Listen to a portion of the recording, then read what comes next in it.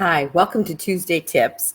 You know, in caring for your aging parents, have you ever thought about maybe their nutritional needs might be a little bit different than ours?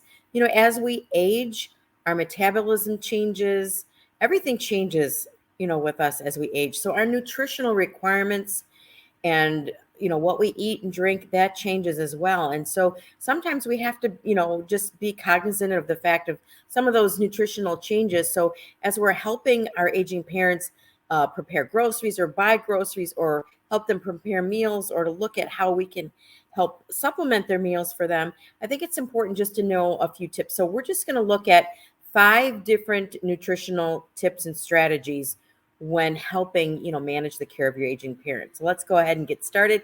My name is Pam Dunwald. I'm one of your nurse advocates from Your Nurse Advocates Consulting. We are board certified patient advocates, and we have a private Facebook forum here that we go live every Tuesday night at 7 o'clock to bring you the latest tips and strategies on caring for an aging parent or an aging loved one. So let's go ahead and let's jump in.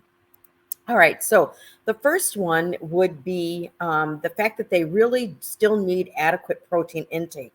And sometimes that can be a challenge because as we age, our appetite decreases. I mean, you think we're not as active as we used to, we're not burning up all the calories. So our body doesn't require, as much as we did when we were younger. And we also, as we age, we process the protein differently. And if we're not getting enough protein, that can cause issues with, blood tests. You'll see a low albumin, and that could cause some fluid shift changes. And so so protein is very important, not only just to, most of us know that protein is good to maintain muscle mass, and that by preventing the muscle mass is prevent injury. But a lot of people don't understand that there's a lot of physiological things that protein helps with as well. So a diet rich in like lean protein, such as chicken, fish, beans, and nuts, those types of foods can provide the proteins for the strength and the mobility. So finding a way to incorporate some high quality protein rich foods can help, our aging patients, our aging parents maintain the appropriate nutrient and energy balance that they need. So that would be number one, protein. And you might want to consider, again, if their protein intake is poor, you may look at some of those protein supplements, like maybe with breakfast that they have a boost or an Ensure. And there's many products out there. If they don't like one taste or the other, like the Ensure is more of a milk-based kind of a milkshake type product, but then you've got the Boost. They are more of a juice type product. So just might have to experiment with what they like and what tastes good to them. And some of those supplements taste much better when they're cold and they're refrigerated.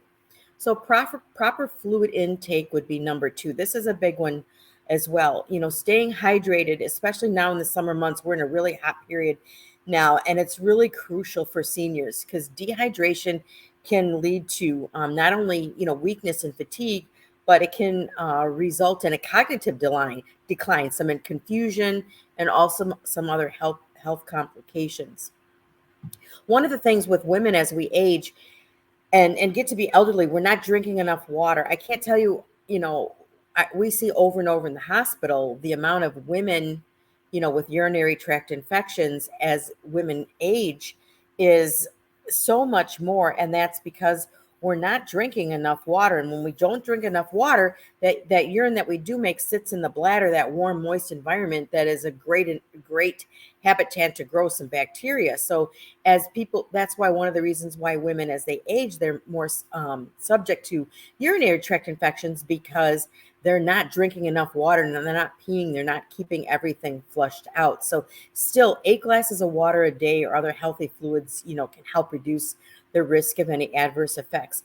One note of caution, I just want to make sure that before you start pushing fluids, you want to make sure that there's no reason why your aging loved one cannot, tolerate, 8 glasses of water a day. If they have some kind of chronic disease, if they have a low sodium, they may be on some fluid restrictions because that extra water is going to flush out the sodium even more. So you want to make sure that before you start encouraging these 8 glasses of water a day, make sure that there's no reason from the provider, from their physician, that they should be on any type of fluid restrictions. The third tip is just emphasis on variety. I mean, uh, it's people like a variety of foods, and eating the same thing over and over, they get bored. They don't want to eat. So, just fruits, vegetables. Alternate your proteins. Encourage them to eat. Just get a variety. If you're helping them plan meals, make sure that they're not eating the same thing over and over again just because it's something that it's convenient. Uh, we want to make sure. Are they eating alone? I mean, is that an issue? Eating alone, and eating is social. What do? We go out to eat with our friends. We go out to eat with our family. We always go out to eat. It's a social thing, not only just something that we need to do to take care of our bodies. So, try and encourage, if seeing your parents, um, or having other family members, being able to be part of a meal, now and then with your aging loved one, that will go a long way to help them, to increase. A great example, took care of an Alzheimer's patient.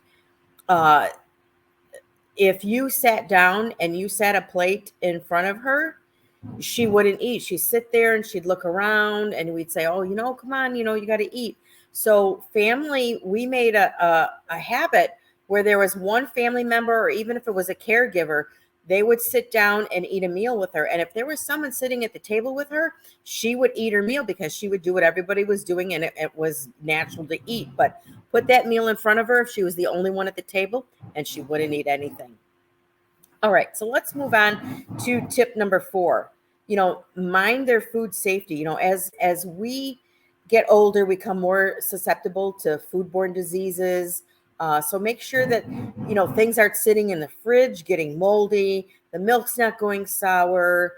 We just want to make sure that things aren't sitting in the fridge or on the shelves or in the pantry longer than what they should be. So once a week, if that's part of your visit, or you're talking with them on the phone, if you're long distance, say, hey, have you cleaned out the fridge this week? And just kind of make it like a weekly thing for them. And I know they're not going to want to waste food, but again, they're going to be more prone to those foodborne illnesses. So we want to make sure that we're taking care of that. We don't want any kind of food poisoning or GI upsets that's going to get them dehydrated and land them in the hospital because they're going to need IV fluids. Then tip number 5 is maybe, we talked about this a little bit, consider dietary supplements, and that would be like the Boost or the Ensure. And if you have any questions about what type it is, I mean, you could reach out to the clinic. All the clinics have access to a registered dietitian, and they could make some recommendations, based on body weight, height, calorie intake. That's what they're there for. So utilize your resources. And if you have any questions about nutrition or food or meal planning, or what, to feed them some tips, please reach out to the clinic and ask if you can have a meeting with the dietitian. So although, dietary supplements, they may not be necessary, some seniors may not be getting their nutritional needs from their diet alone. So this would be a good idea. If they're not a big eater, maybe, one of those Boosts or Ensures a day, might be a good idea. And those are all available over the counter. So as we wrap things up, caring for our aging parent, that includes understanding their nutritional needs and incorporating a balanced diet, staying hydrated, emphasizing variety, like we mentioned, watching food safety, and dietary supplements if needed. So this is going to wrap up our Tuesday tips. If you have any questions, please throw them in the chat. We'll get them answered.